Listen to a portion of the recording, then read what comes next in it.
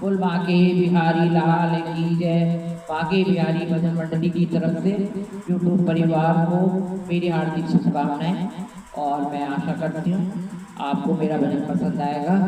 पसंद आए लाइक करना, शेयर करना और सब्सक्राइब भी जरूर करना। भजन को पूरा सुनना और सुनकर कमेंट बताना। आपका प्यार मेरे साथ सदा बना रहे। और बांके बिहारी लाल की जय।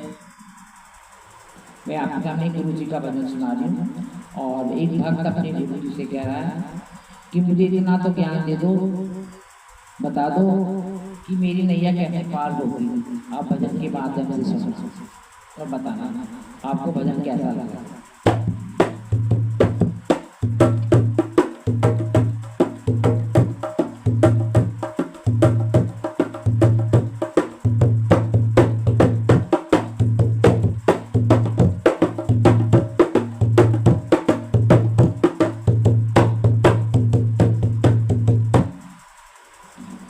प्रभु जी मुझे इतना दे दो ज्ञान, पार मुझे कैसे लगाओगे।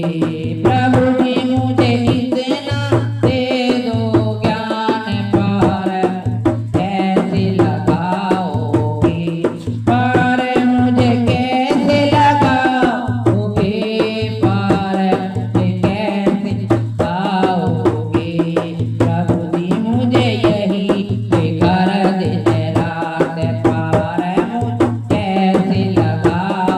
लगाओगे।